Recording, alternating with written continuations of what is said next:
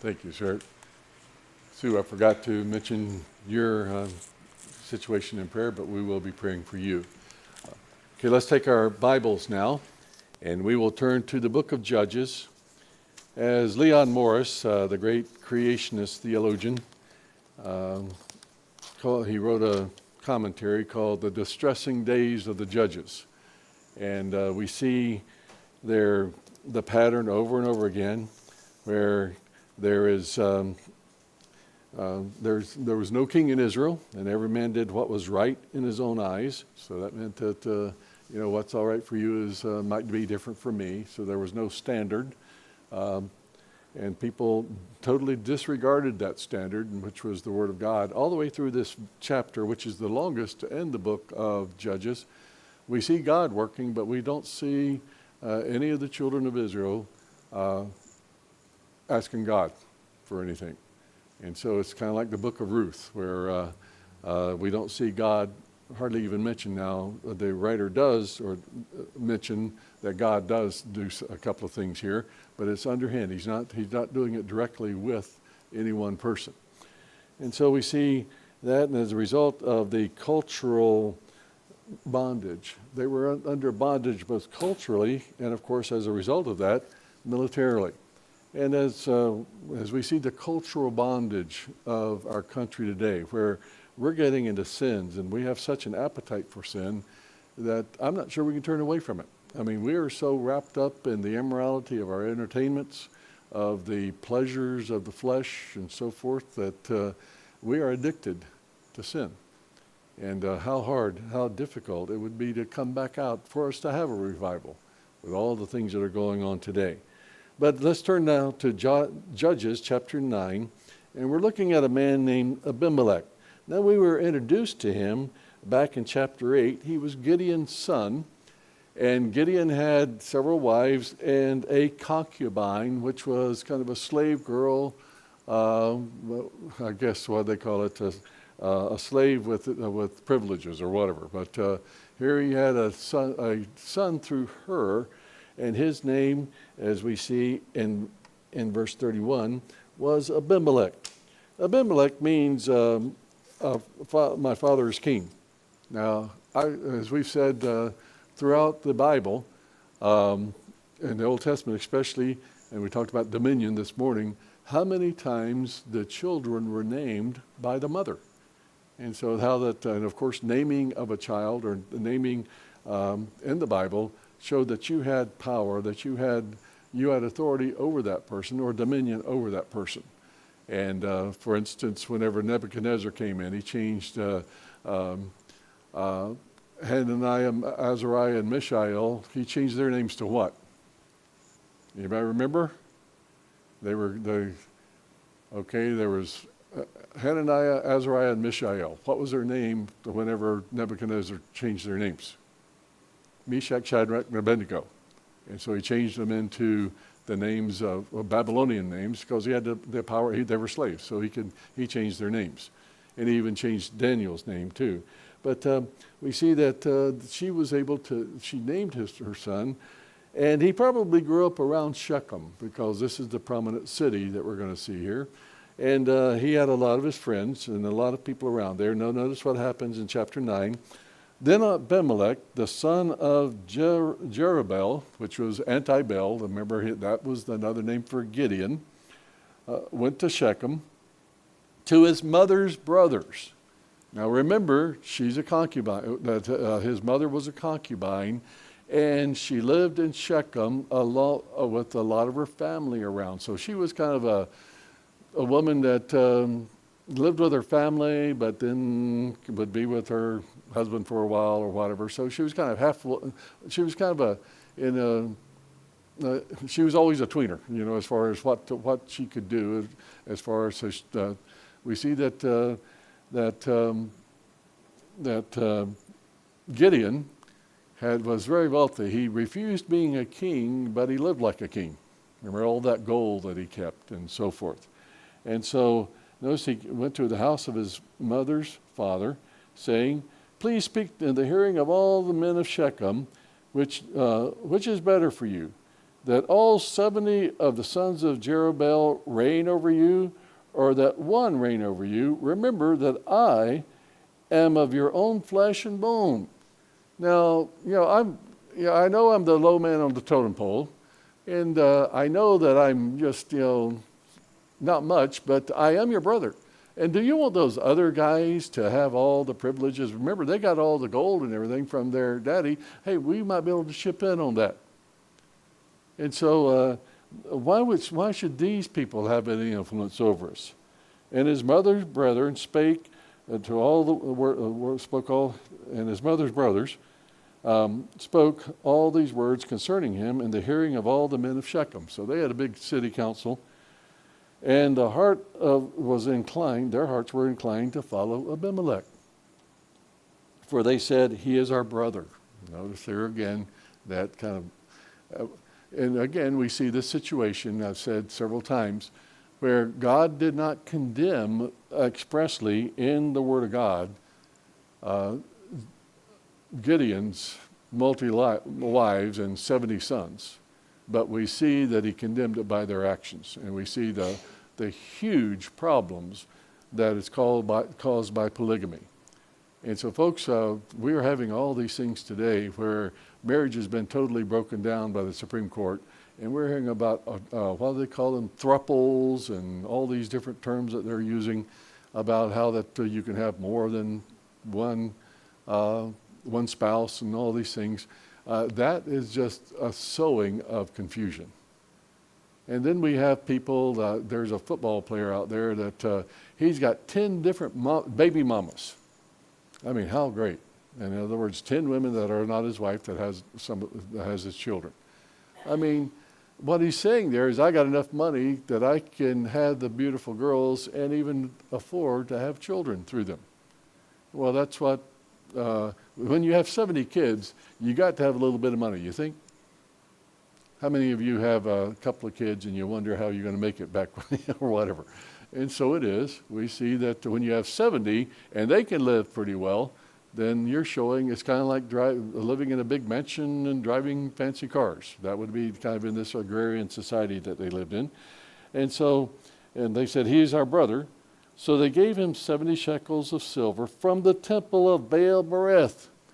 Now here we see that the influence of the Canaanites, and many people believe that this concubine was a Canaanite, and many of the people around were Canaanites. But here in this false temple, to a false god, with which Abimelech hired worthless and reckless men, and they followed him. So that he had enough money to pay for some paid murderers.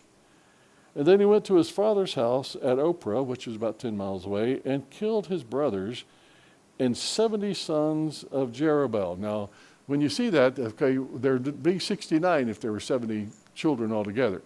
But the Bible, Hebrew, has a strange way of numbering many times.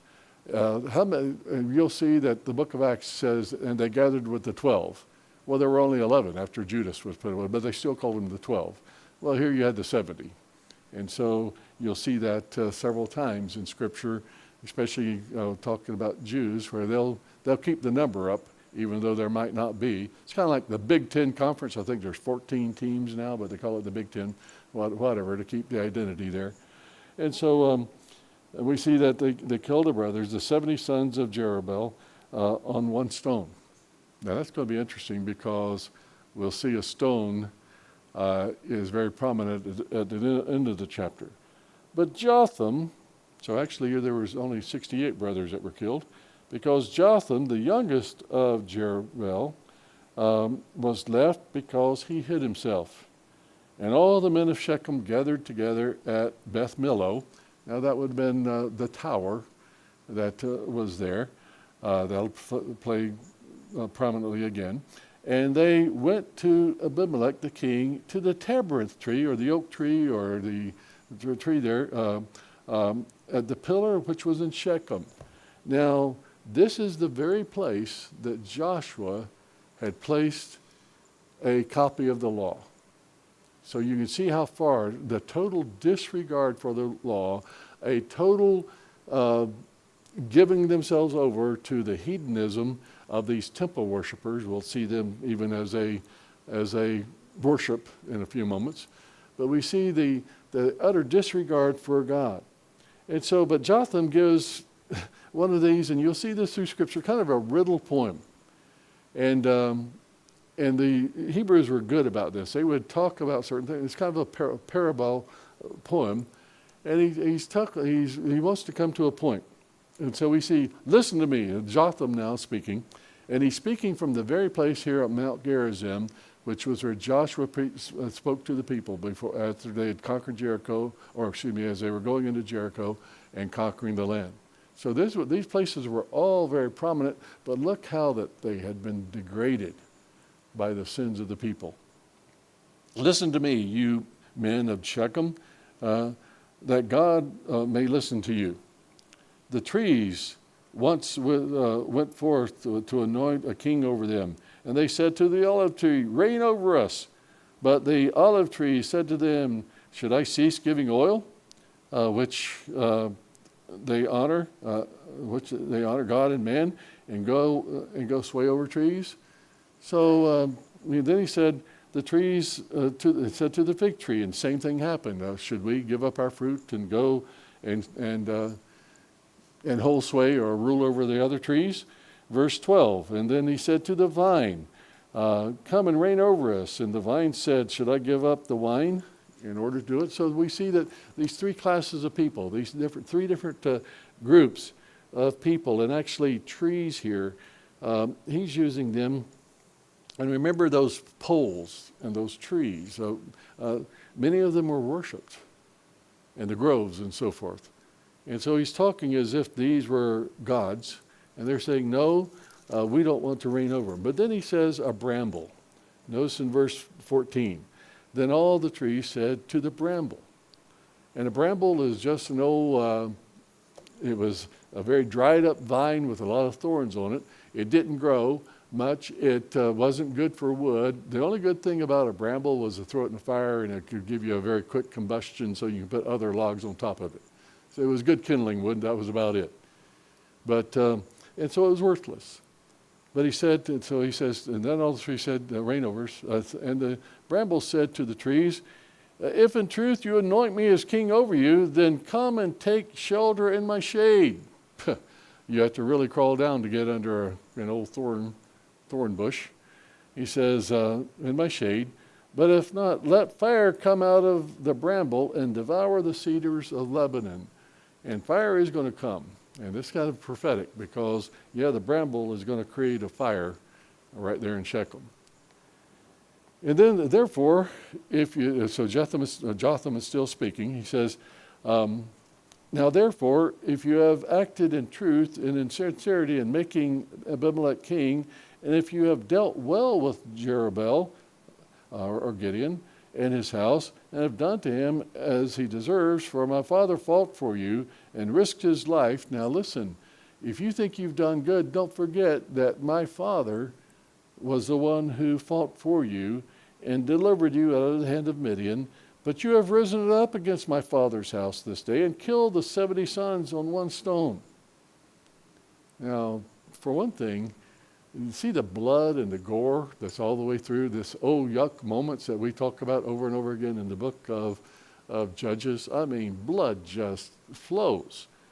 And the one thing that God said over and over again, he said it in Deuteronomy, he says it in Proverbs, these 6 things that God hates, 7 are an abomination to him, a proud look, a lying tongue, and feet that shed innocent blood, or hands that shed innocent blood. And we see that Habakkuk says, woe unto him that sheds innocent blood. That's referred to in Isaiah and Jeremiah. I mean, they all preach against the shedding innocent blood. And God will not hold him innocent who sheds innocent blood. And so we see that this is one thing that God hates, and yet we see 70 innocent men have been killed. Well, there's going to be a lot more innocent people killed before it's over with. And we see, if then you have acted in truth and sincerity, let's go on down to verse 20. It says, but if not, then let fire come from Abimelech and devour the men of Shechem and of Beth Millo. And let fire come from the men of Shechem and from Beth Millo and devour Abimelech. So let's have a war. Okay, who's going to win this thing? And Jotham ran away and fled and went to Beer. We don't know exactly where that is, but he didn't have a Beer. He went to Beer. So that's means well. And dwelt there. And the fear of Abimelech, because of the fear of Abimelech. So he caused this problem, but he knew that Abimelech could kill him just like he'd killed his other brothers. So he went kind of as a fugitive. And after Abimelech had reigned for 3 years, so he'd been in hiding for 3 years now, and things have settled down. Notice what God does. God stirs it up. This is the one thing that we see, that God works behind the scenes, but we don't see anybody appealing to him. God sent a spirit of ill will between Abimelech and the men of Shechem. So after they had sided with him, now God causes the people of Shechem that had sided with him to make him king. Now they get agitated with him. God raises up one and casts down another. It's interesting. We talk about pirates or Jesse James or a den of thieves. They usually turn on one another, and they eat their own. And we see this is exactly what's going to happen here. And God sent an ill will. And how many times is it because God does something actively? Whenever the very people that shed innocent blood turn on one another. And so they sent an ill will between Abimelech and the sons of Shechem, and the men of Shechem dealt treacherously with Abimelech. Now wait a minute, they just made him 3 years earlier, they'd made him king. Now not over all of Israel. He didn't reign all over all Israel. That's a word there meaning basically in verse 22, when he reigned. He didn't reign over all Israel. He just had that little pact there. It was kind of like he had great influence over Israel because of the location. All these trade routes that flew right through Shechem, which was east of Jordan. That whole area there had toll roads and so forth, and he can make a lot of money. And we see that playing into that. And so they turned against him. And the crime done to the 70 sons of Jeroboam, and the men of Shechem, and aided them in the killing of his brothers. Now, verse 25, and the men of Shechem set men in ambush against him on the tops of mountains, and they robbed. So here all these people are coming through, and now they're raiding the very caravans and the different trade routes that are coming through that very influential part of the country, that kind of bottleneck of trade. And going down to Jerusalem in the south, and going up north to Greece, and across from the Mediterranean to across the Jordan. And so that was a very vital area. And so there would be many toll roads, and that's where those countries would make a lot of money. That's where Solomon made so much money during his day. And so we see that they were raiding, and they were setting ambush against the very people now where Abimelech was making his income. But now we were introduced to a guy named Gaal, the son of Ebed, who came with his brothers and went over to Shechem, and the men of Shechem put their confidence in him. So now they've changed their loyalties from Abimelech to this man. But we're going to see that there's a guy named Zebul, who is still loyal, and there's going to be a great conflict that God allows. And so we see in verse 26 that Gaal said to his brothers, and went over to Shechem, and the men of Shechem put their confidence in him. So they went into the fields and gathered grapes for their vineyards and trod them and made merry. And they went into the house of their God. Notice they're going to let's go have a good worship service. And notice how they worship. And they ate and drank and cursed Abimelech. And Gaal, the son of it, said to Ebed, who is Abimelech and who is Shechem that we should serve him? Is he not the son of Jerubbaal? Is not Zebul his officer? Serve the men of Hamor. Hamor, was one of those Canaanite cities where they did not drive them out. The father of Shechem, why should we serve him? If only this people were under my authority. So Gael is saying, if these people, they all get drunk and they start talking about how that, you be under my authority and we'll take care of Abimelech. And then he said, then I would remove Abimelech. So he said to Abimelech, increase your army and come on out and let's fight. So in this drunken stupor that they had in the God, he's ready to fight. And he's ready to say, hey, listen, we'll take care of Abimelech and get rid of this house of Gideon once and for all. And so he's ready, he's spoiling for a fight. But Zebul, notice, he was, they knew that he was loyal to Abimelech. But when Zebul, the ruler of the city, heard the words of Gael, and the son of Ebed, his anger was aroused, and he sent messengers to Abimelech secretly and said, take note, Gael, the son of Ebed, and his brothers have come to Shechem, and here they are fortifying the city against you. Now you've been out with your, out east to another city, and you really haven't made Shechem your capital, even though that's where you started, and they've turned against you, and now they're daring you to come and fight them. Now therefore, get up at night, you and the men who are with you, and lie in wait in this field, and it shall be that as soon as the sun is up in the morning, that you shall rise early and rush the city. And when he and the people who are with him come out against you, you shall then do to them as you find opportunity. So these men aren't ready for a siege, and so they're going to come out to fight you. And so just wait for them, and there'll be a signal, and you can take care of them. And then he goes further. So Abimelech and all the people who were with him rose by night and lay in wait against Shechem in 4 companies, 4 different sections. Now when Gael, the son of Ebed, went out and stood in the entrance of the gate, so he's out there looking, seeing what's going on. And don't forget, it's Mount Gerizim's off to the side. And Abimelech and all the people who were with him rose lying in wait. And when Gael saw the people, he said to Zebul, okay, here Gael is the leader, and he's saying to Zebul, look, these people are coming over the tops of the mountains. Where are they? And good old Zebul says to him, oh, really, that's just shades. You really can't tell that those are men out there. It kind of looks like movements. Your eyes are tricking you. And so that gave Abimelech's men plenty of time to set up. And so Gael went again.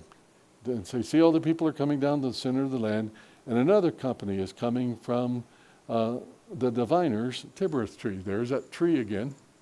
And so they made it into a place of divination. Then Zebul said to him, where indeed is your mouth now? Hey, listen, the big talk you had, come out and fight us. And now you're a little afraid, from going from deceit to now challenging him. Where's your mouth now? And with which you said, who is Abimelech that we should serve him? Are not these people whom you despise? Go out, if you will, and fight with them now. Now, here Zebul is showing his true colors, okay? They're here, so you said you'd fight them, so let's see what you can do. And so Gael went out, leading the men of Shechem, and fought with Abimelech, and Abimelech chased him and fled him, and he fled from him, and many fell wounded to the very entrance of the gate. Then Abimelech dwelt in Aramah, and Zebul drove out Gael and his brothers so that they would not dwell in Shechem. So here they're driven out of Shechem. And it came to pass on the next day that the men went out of the field, and they told Abimelech. So he took his men and divided them into 3 companies and lay wait in the field and said, oh, the problem's over with. So the people of Shechem are feeling good about it, feeling their oats. And he looked, and there were the people coming out of the city, and he rose up against them and attacked them. Then Abimelech and the company that was with him rushed forward and stood in the entrance of the gate of the city and two companies rushed upon all that were in the fields and killed them. So you had you had two companies going into the city and two that were killing the people taking care of the fields. These walled cities would have their wall, but then, of course, their acreage was outside. And so they would go out, and many of them were caught out there. So Abimelech fought against the city all day, and he took the city and killed the people, more innocent blood, who were and he demolished the city and sowed it with salt. Now, whenever you see a city sown with salt, and this happened several times, in the Ur of the Chaldees, one of the things that gave rise to Nebuchadnezzar was the Assyrians were so harsh that when Ur, the city that Abraham came from, rebelled against the Assyrians, they went in and skinned people alive, killed them, and then they sowed the city with salt, which means, or the fields with, Al, you're a good farmer. What happens if we took a bunch of salt, or we had a tractor go out there with a big, whatever they do with one of those, and instead of sowing seed, they would sow salt? What would that do to your fields? Yeah, they're gone. They're gone for generations. And this is exactly, it would take over 100 years for this to come back, a couple of centuries, before Jeroboam would rebuild Shechem. And this is what happened with the Ur of Chaldees with the Assyrians, was they sowed that city and they completely destroyed it, and we don't even hear about it. It was one of the wealthiest cities of that time, but it ceased to exist. And that was one of the things that made the Chaldeans so upset. Sooner or later, dictators and vicious people overstep their bounds, and you get people so mad that they don't care about their lives anymore, they're going to kill you. And this is what happened with them, with the Assyrians. But notice in verse 46, so when all the men of the tower of Shechem, so here we have that tower, and this is where they would rush to as a place of last resort. And they would pray that maybe other things would draw the army away. They would have, this would be where the wealthy and the leaders of the city and their children and so forth would go into this great tower. And they would be able to fend off people because they were standing up above, and they would have plenty of arrows and ammunition to take care of these people. This is the last bastion of the city. And they entered into the stronghold of the temple of the god of Berith. Notice, they're entering this tower. And it was told Abimelech and all the men of the tower of Shechem had gathered together. I wonder if Zebul was in there. We don't hear about him. But I wonder if he'd already been killed or if he was up there in the tower. And then Abimelech went to Mount Zalmon, and all the people that were with him. And Abimelech took an axe in his hand and cut down some from trees, some good old wood. And he took it and laid it on his shoulders, and he said to the men with him, what have we seen, what you've seen me do, make haste and do as I have done, or go down and do likewise. So each of the men likewise cut down his own bow and followed Abimelech. So here you have a lot of people, a lot of men, carrying not just one shoulder of wood, but hundreds of men are carrying many shoulders or many pounds of wood, or cords, or whatever you want to call it, and put them against the stronghold and set the stronghold on fire above them, so that all the people of the tower of Shechem died. They probably died from smoke inhalation. And so they just piled all that wood around the tower, and they killed the people. And notice about 1,000 men and women. Is it getting bloody, folks? Getting pretty bloody, isn't it? We see the cruelty of men, and we see how that they played for keeps. And folks, that's exactly what's happening today. It always has been true over in that area. It's kill or be killed. And if you don't wipe them out, they will, in another generation or two, rise up and try to wipe you out again. And like we said last week, if the Jews weren't there, then they'd be fighting one another. And that's one reason you never heard much about the Middle East until the Jews moved in, because they were fighting one another. and none of them could really gain a stronghold until they were united against the Jews.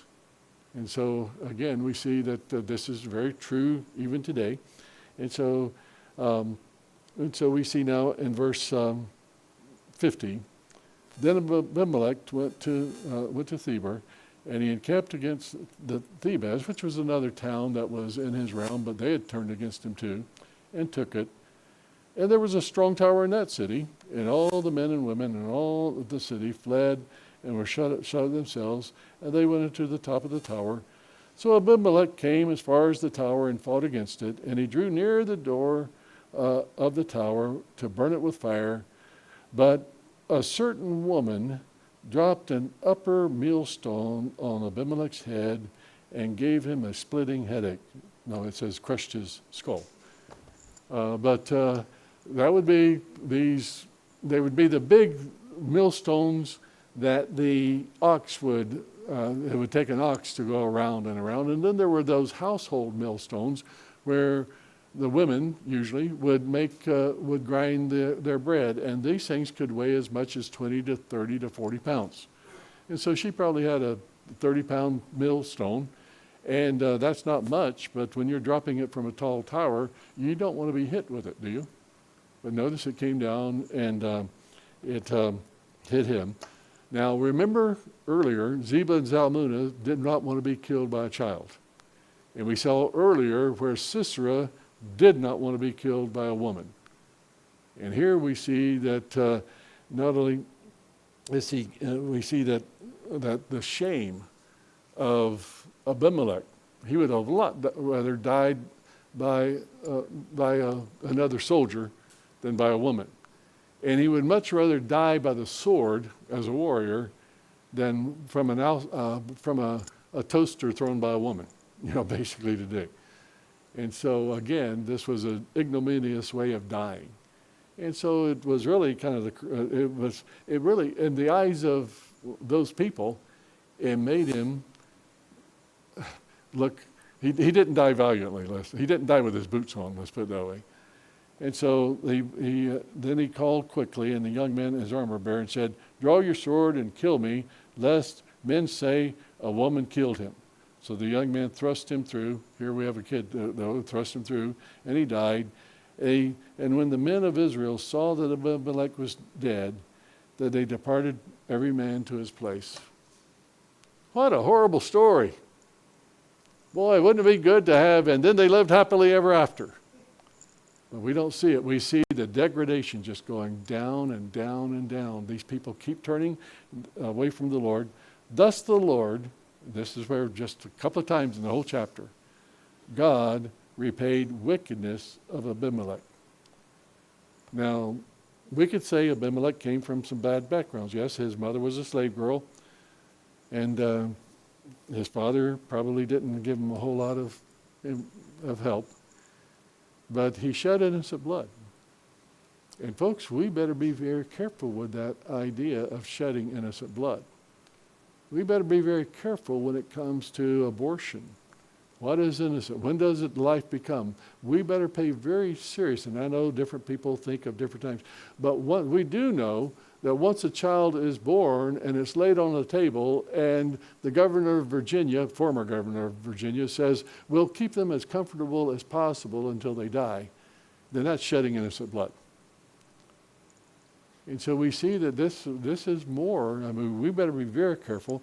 And if you really wonder about when life begins, don't forget there was a little 6-inch baby that was about maybe 4 ounces, 5 ounces along, and he was filled with the Holy Spirit, and his name was what? John the Baptist. And so we better be very careful about this matter of abortion and just saying, oh, it doesn't really matter. Even Bill Maher this past week said, I recognize it. Bill Maher is one of those famous liberal comedians that I don't watch him, but he pops up all the time in different news about him saying something. He must be very influential, makes a lot of money. But he said, I recognize it as murder, but I can live with it. Well, you might be able to live with it, but what does God think about it? And so again, we see that. Then we think about what's going on in Washington and all the people that just disappear. When Monica Lewinsky back in the 90s, and then the woman that accused our president with molestation, she fled because those girls know, working around those offices, that many of them disappear. They just, especially if they never get any notoriety, they just disappear, and then the media never covers it. And then you think about Seth Rich, a man that they just pulled out a gun and shot him in the back of the head. And for some reason, the FBI, now here he's a high government official, but many of them were thinking that he was feeding information to someone else, to Assange or whatever. But the FBI, CIA, the police departments there in Washington, nobody even investigated it. It kind of makes you wonder what happened, doesn't it? And you hear these things over and over again. One of our former presidents, it's been totaled that over 35 people have died very strangely around them from suicide. So it's one thing you don't want to do is cross that man because you might want to be committing suicide. All these different things. We got some very vicious things going on in our country today. And folks, we better pray for our country. And especially those in Washington and those over us. And you think about the mafia, and you think about fentanyl and all these cartels and innocent people that are being slain across our country. And even the government is either turning a blind eye or even promoting it. And God will not, He will hold them accountable who shed innocent blood. And we must be careful, like the people of Shechem. The people of Shechem put Abimelech in power, and they paid the price for it. And we must be very careful about praying about the people we put in power. But notice that then God repaid the wickedness of Abimelech, which had done to his father by killing his 70 brothers. And all the evil of the men of Shechem, God returned on their own heads. Remember what we said this morning? God will repay. God will repay. And on them came the curse of Jotham. Remember Jotham said that they would be cursed. And the son of Jerubbaal. And after Abimelech, there arose to save Israel Tola, the son of Peah, and Dodo, that's a good name. How'd you like to have a name like Dodo? A man of Issachar, so we know there were others. And he dwelt in Shimez, which was in the mountains of Ephraim. And he judged Israel another 23 years. And he died, and they buried him. And then we see the next one that comes along. And we have another man here that comes from an illegitimate birth. He was the son of a harlot. And his name was Jephthah. And he is one of the most controversial judges in all of the Bible. Now, I preached on this one time, and I got a man so incensed that he met me at the back of the door, and he argued with me, and he wouldn't let me shake hands with other people because he said I was wrong about what I thought about Jephthah and his daughter. And so this is one of those that really raises the hackles of a lot of people. But there again, the confusion that is caused when we fall into sin. And you see now these two men, two judges, two prominent judges. We see those that are in between, and God talks about these men who come from bad marriages, from immorality, from polygamy, and how that he doesn't condemn it openly. He didn't say that Jephthah's parents sinned, but he just shows, just like he did with Zerubbabel, that Gideon sinned, and it was passed on. And then it gets into the shedding of innocent blood. How sad that is, that we see that immorality brings on death, and immorality brings on, and you'll read in the book of Hosea, in the book of Amos and others, where when people turn away from God, they turn to sin, but then they turn to extreme violence. And you see blood runs in the streets. And again, we see that there was no king in Israel, and men did what they wanted to do. And when men do what they want to do, then it leads to cultural bondage and killing of themselves, one against another. But oh, that God has given us grace. And oh, where sin abounds, grace does much more abound. God, forgive us of our sins and use us. But as a church, we're the hope. What we say here, we're the hope of the United States. Oh, that God could use us to point people to righteousness. Let's take our Bibles and let's turn to our hymnals, and let's turn to hymn number 251.